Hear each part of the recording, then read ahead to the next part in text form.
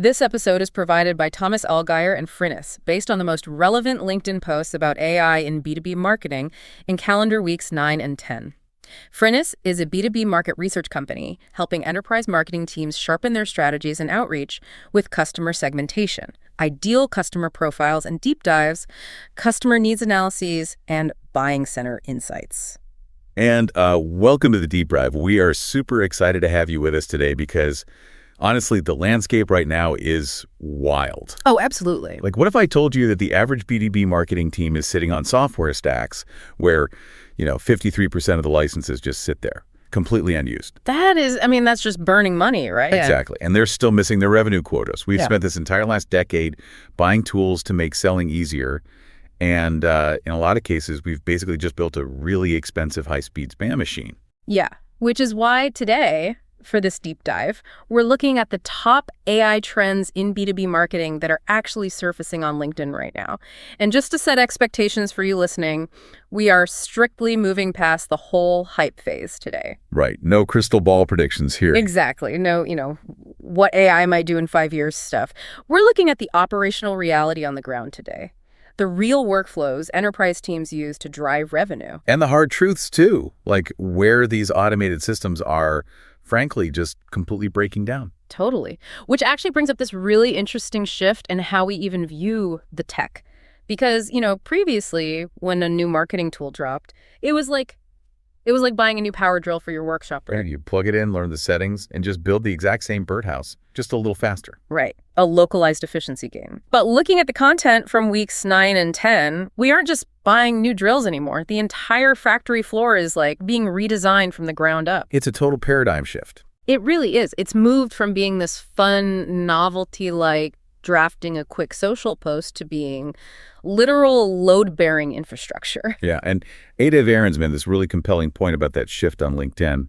He argues that what he calls vibe marketing is becoming its own distinct lane now. Vibe marketing, I love that term. Right, it's great. But he says if you're still doing marketing the 2021 way, you're going to feel the friction incredibly fast. Because in the past, the bottleneck was always production. Right, like how fast can the designer make this graphic? Exactly, or editing the video. Mm-hmm. But today, ADEV notes that production is basically instant. So the new bottlenecks are taste, velocity, and distribution. Oh, that's really interesting. So it's more about how quickly you can iterate on a creative concept until it actually clicks with the audience. Precisely. And he points out that if your tech stack relies on traditional tools, even the popular ones, like Canva or CapCut, but without deep native AI integration, you're essentially doing manual labor. While everyone else has an automated factory. Exactly. Like he's running an AI native stack with tools like Nano Banana for images, Higgsfield for video, Whisperflow for voice to text. The point isn't just making art. Right. It's typing a prompt, getting 20 variations in 10 seconds, picking the one that matches your brand's vibe, and shipping it before the traditional team even opens a blank file. Wow. Yeah, that kind of velocity completely changes the financial math of a campaign. And actually, Dimitrov shared a real-world example of this that just perfectly illustrates the impact. Oh, the e-commerce one. Yeah, so he watched this e-commerce store owner burn through $8,000 on blanket ads. And they had zero clue where the actual sales were coming from. Ouch. Just spraying budget everywhere. Pure guesswork. Mm-hmm. So they plug an AI-driven marketing automation stack into their ad accounts, and not to, plan a strategy for next quarter, but to act the very next day. I saw that post, and what really stood out to me wasn't that the AI just magically wrote a better headline. Right. It wasn't about the creative. No, it was the mechanism. The AI was just ruthless with the budget. Because, a human media buyer might check the campaign, twice a week? Maybe, if they're on top of it. Right. But the AI monitors the return on ad spend minute by minute. It literally cut the dead campaigns before breakfast. That is wild. And then it dynamically redirects that spend to the 3% of ads doing 80% of the work. Yeah, and Dimitar mentioned it stopped pouring money into what he calls hopium audiences. Hopium audiences. That is such a good phrase. It really is. It's those demographics that a human marketer desperately hopes will buy because they fit some theoretical persona, but the live data shows they just aren't clicking. Right. And the result? Ad spend dropped by 42% in week 1. 42%. And revenue stayed completely flat. Which means profit margins absolutely skyrocketed. Yeah. Because AI doesn't have an emotional attachment to a campaign.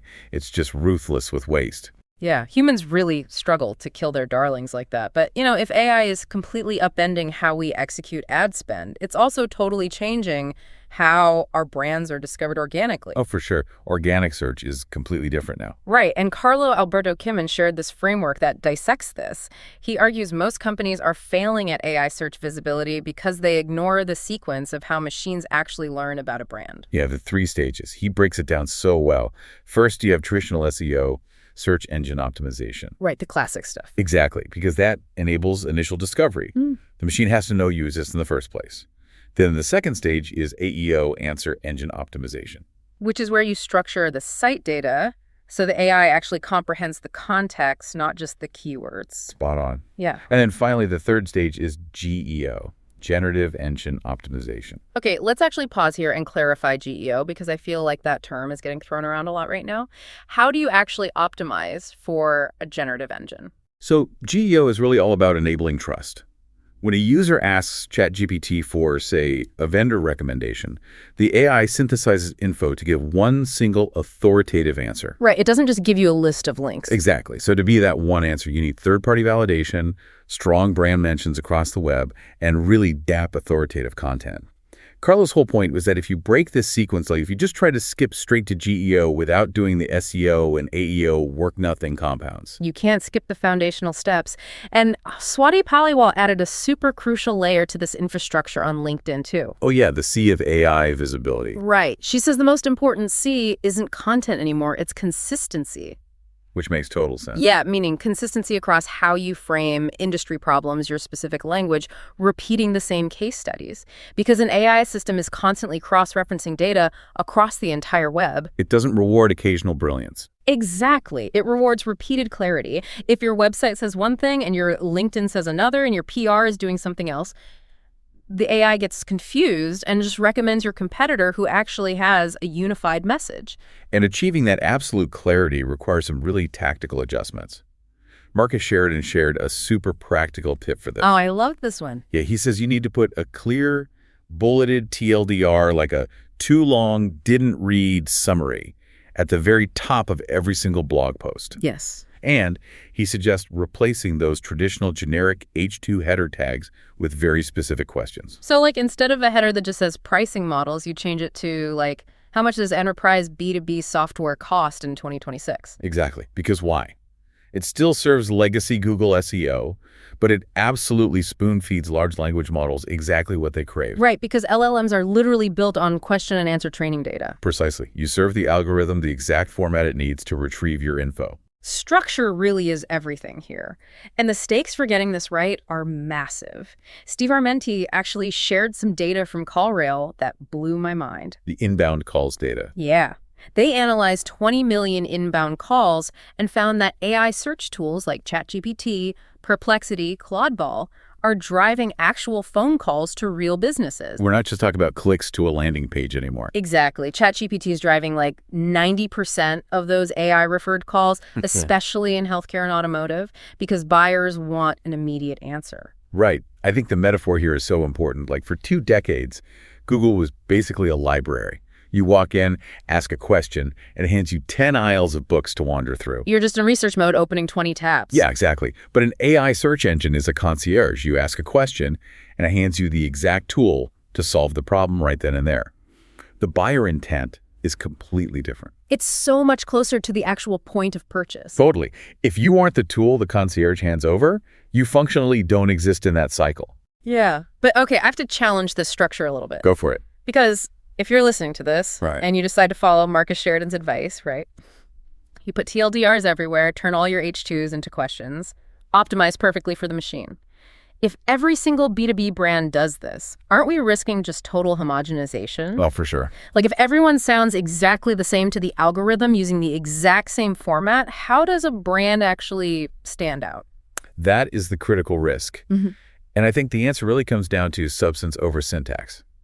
You fight that homogenization with proprietary data. Okay, meaning what? Meaning, if your H2 question is the same as your competitors, but your answer relies on generic tropes and their answer includes original research or a highly specific case study, the LLM will favor the depth and originality. Ah, okay. So you stand out through unique substance, not just the shell. Correct.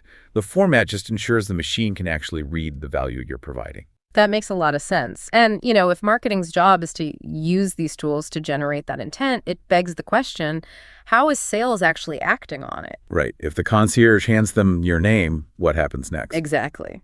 Which brings us to the second big theme we saw. The reality of AI SDRs, sales development reps, and automated workflows.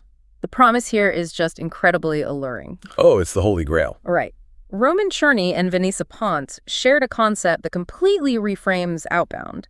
They argue the core problem with outbound isn't usually the message itself, it's the timing. Yeah, timing is everything. Because traditional prospecting is a human scraping a list of 500 contacts, blasting emails, and just praying someone is in a buying window.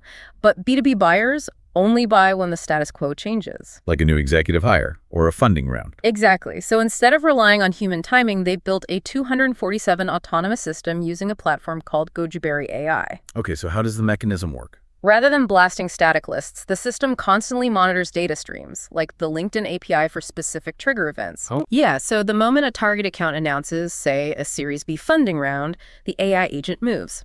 It cross-references the new hire against the ICP, analyzes recent activity to draft a highly contextualized message, and launches the outreach instantly, autonomously. Striking while the iron is hot.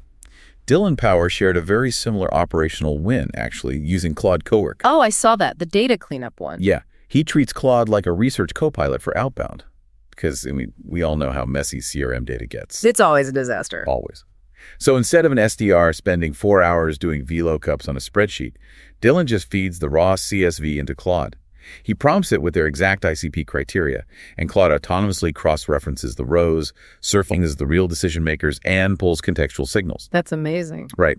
By removing that manual drag, his team closed $620,000 in just 45 days. Wow. Because the operators were freed up to actually do the human judgment part. Exactly. Closing the conversations. But we do need to inject a serious reality check here. Please do. Because AI SDRs are not just a magic button you flip on. Jason M. Lemkin and Amelia LaRoute from Soster shared their experience running over 20 of these AI agents. Right, and they booked a ton of pipeline, didn't they? They did. Over $2.75 million. Yeah. But Jason was incredibly transparent about the hidden operational costs. And maintenance. The massive maintenance. Every single agent requires roughly 30 days of hands-on training before it could be trusted. 30 days per agent. Yep. You have to manually review the first 1,000 outputs because they hallucinate. They make these logical leaps a human never would. Managing those agents currently consumes 30% of their chief AI officer's time. That is a seriously heavy lift just to get them functional. It is. And Scott Martini's pointed out an even deeper architectural flaw in how we deploy these agents right now. He says AI SDRs are stuck in the SaaS paradigm. Wait, what does he mean by that? He means we treat them like software filters. You configure the parameters, run the LLM, and track the open rates. But they fail to do what a skilled human SDR does naturally, which is provide strategic feedback. Okay. Like if a human SDR makes 50 cold calls and gets hung up on 40 times, they notice patterns. They go to marketing and say, hey, this positioning lands with VPs, but directors are totally confused. Right. Humans hypothesize. Exactly. AI agents right now just blindly execute the configuration. They don't form hypotheses about why a campaign is failing. I am so glad you brought up that blind execution problem because we have to be so careful not to just industrialize our bad habits. Oh, absolutely. Kevin N. posted a great observation about this. He noted that the loudest voices pushing AI SDRs are the ones claiming we should stop hiring humans. But, outbound usually fails because of bad inputs. Bad data, weak offers. Exactly. Zero real buying signals. If your underlying strategy is just a generic spray and pray approach and you bolt an AI agent onto it, you aren't innovating. You're just automating failure at light speed. Just creating the biggest spam problem ever. Exactly. Which is why the underlying data layer, the infrastructure, matters way more than whatever flashy AI wrapper you buy. And frankly, for most B2B teams right now, the tech stack is a complete disaster. Oh, it's a sprawling mess. Which brings us to our third theme, tools and the tech stack. Oren Greenberg shared some truly jarring stats on this architectural debt. Let's hear it. The average B2B sales rep right now is forced to use 8 different tools stitched together just to do their job. 8 tools? That's ridiculous. And even worse, 53% of enterprise software licenses are sitting totally unused.